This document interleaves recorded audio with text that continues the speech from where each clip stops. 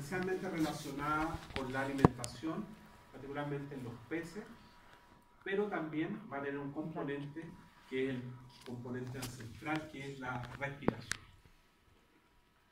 Bueno, lo que ya dijimos de la musculatura, el sistema circulatorio, en los vertebrados, el corazón específicamente, progresivamente va a ir aumentando en cuanto al número de cavidades cardíacas que lo componen. Vamos a partir en los peces la próxima semana con 2 cavidades cardíacas, después en los anfibios 3, reptiles 3 también, excepto en los cocodrilos que son 4, aunque en los cocodrilos los ventrículos están todavía comunicados por foramen de Paniza, y en aves y mamíferos 4 cavidades, así que se va a hacer cada vez más complejo el número de cavidades cardíacas. Algo parecido va a pasar con el sistema excretor, con los riñones. Vamos a tener 3 tipos de riñones en los vertebrados, que es el pronefro, el mesonefro y el metanefro. ¿Cuál es el mejor? El metanefro, que es típico de reptiles, aves y mamíferos. ¿Cuál es el denominador común de esos 3 grupos? Que son terrestres. Y ese riñón, el riñón metanéfrico, ¿cuál es la particularidad que va a tener, más allá de las diferencias morfológicas, lógicas que tiene con los otros? Es que se evita al máximo la pérdida de agua, lo cual es una característica no menor en los organismos que son terrestres. Los pulmones también se van a hacer progresivamente más complejos y van a pasar desde un pulmón presente en los anfibios, que es literalmente un saco. Recuerden ustedes qué es lo que pasaba con los anfibios, que los pulmones no eran capaces de suministrar todo el oxígeno que el organismo necesitaba. Por consiguiente, la piel o tegumento se vascularizaba para suplementar y poder respirar también a través de la piel e incluso en algunas especies a través de la mucosa bucal. Pero eso progresivamente se va mejorando en los reptiles, que son exclusivamente terrestres.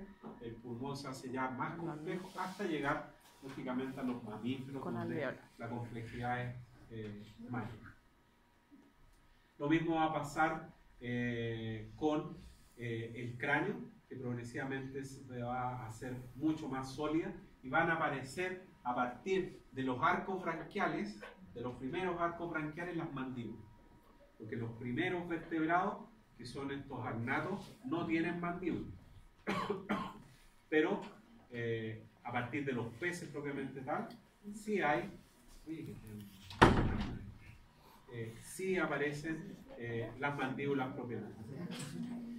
Y otra cosa sustancial que va a ocurrir con los vertebrados en términos generales, que el tamaño del encéfalo y las distintas partes que lo componen, dependiendo del grupo que uno analice, se van a hacer cada vez más complejas, morfológicas y fisiológicas, y además va a aumentar en su tamaño, hasta llegar lógicamente al punto culmine que somos teóricamente nosotros, ¿ya? Y de ahí hacia atrás, todo las distintas zonas, los lóbulos ópticos, los lóbulos olfativos se van a hacer cada vez más complejos, dependiendo del grupo que uno analice. Algunos grupos van a tener más desarrollado ciertas zonas del encéfalo, otras dependiendo básicamente de las características que ellos tienen. Uno esperaría encontrar en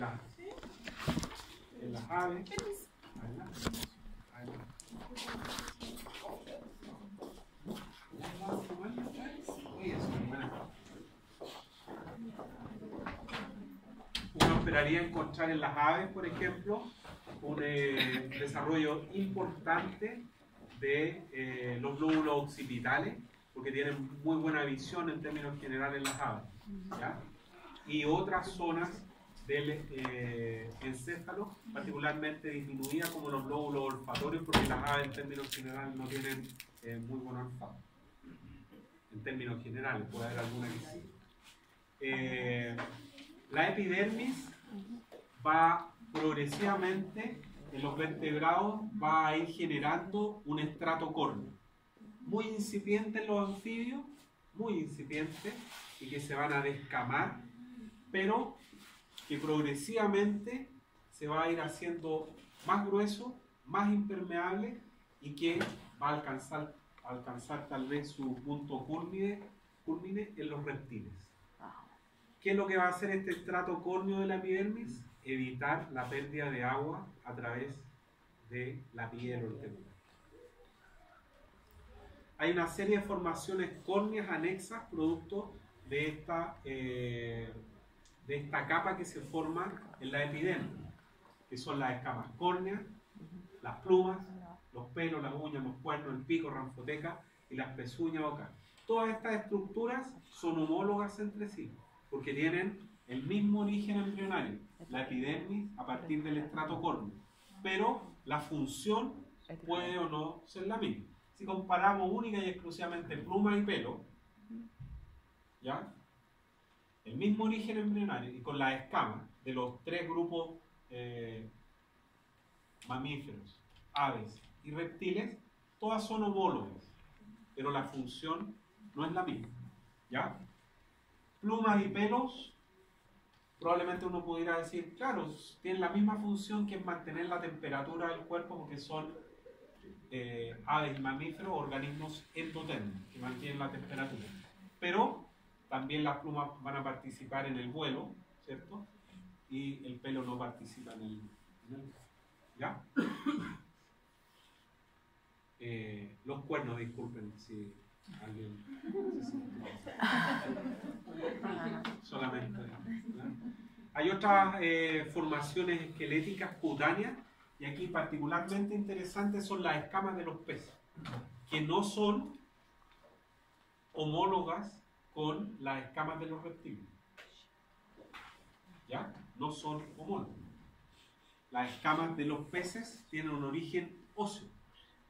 Y básicamente están las escamas placoideas, que son de los tiburones, y todo el resto, cosmoidea, ganoidea y cicloidea, son del resto de los peces, que son los teleóstomos.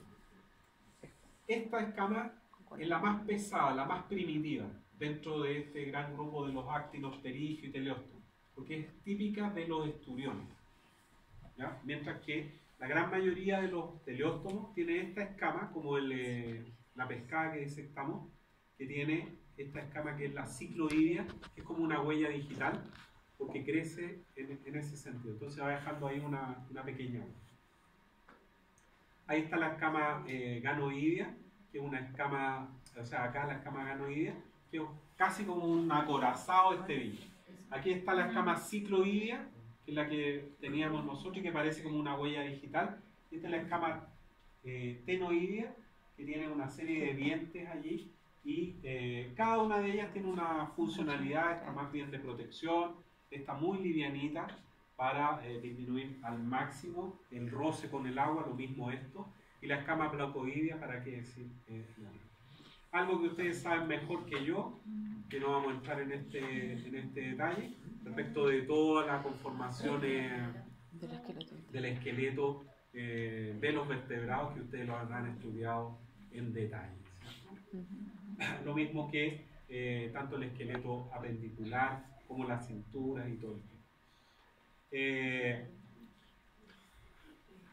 La particularidad de este gráfico intenta reflejar las diferencias respecto de la temperatura ambiente versus la temperatura del cuerpo. En los organismos que son ectotermos, como los reptiles, la temperatura de su cuerpo, que está en este eje, aumenta casi con relación al aumento de la temperatura medioambiental.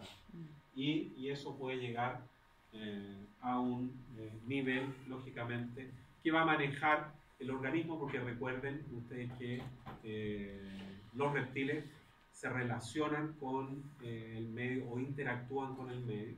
Y en la mañana, cuando amanece, estos bichos que han bajado hasta un porcentaje importante de su temperatura, se colocan al sol para que la temperatura aumente. Después, cuando hace mucho calor, 30, 40 grados, los bichos no están al sol, la mayoría de ellos, sino que se protegen, porque si no, la muerte está garantizada. Mientras que en los organismos endotermos, que son básicamente aves y mamíferos, la temperatura corporal se mantiene constante, ¿ya? Sin embargo, esa mantención de la temperatura constante genera un gasto de energía, ¿ya? Y que se mantiene básicamente con el metabolismo y que, lógicamente, tal como ahora nosotros queremos mantener nuestra casa abrigada, calentita, eso cuesta lucas, ¿cierto? No va gratis el gas o la parafina o lo que sea, hay que comprar. A nosotros, los mamíferos, también nos cuesta, entre comillas, mantener nuestra temperatura constante. ¿Y qué tenemos que pagar? Tenemos que estar alimentándonos para obtener eso, ¿ya? Así que estas dos condiciones de la ectotermia y la endotermia se presentan al interior de los vertebrados y ha permitido a este grupo, a los vertebrados, la colonización de ambientes que para otros grupos están vedados. Una situación que es particularmente aplicable a lo que ocurre con los organismos que son endotermos, es decir, aves y mamíferos. En ambientes polares, ya sean polo sur y polo norte, única y exclusivamente los grupos que proliferan y que los colonizan son organismos endotermos, ¿ya? Claro, hay otros, como algunos artrópodos, que también existen, pero reptiles y anfibios no hay por eso. ¿Ya? ¿Qué tiene que recordar de acá? Única y exclusivamente y bien las cuatro características que definen a los cordados y cómo ellos se clasifican en términos que lo vamos a estar viendo constantemente a lo largo de todas las clases que nos quedan, porque vamos a circunscribirnos ahora básicamente a lo que dice relación con los vertebrados. ¿Listo? Recuerden que... ¿Qué? Sí, recuerden que desde el jueves próximo es 6, parece, ¿cierto? Sí. Desde el 13 de junio no vamos a usar más esta sala. Vamos a usar la sala 406, creo que es en el cuarto piso,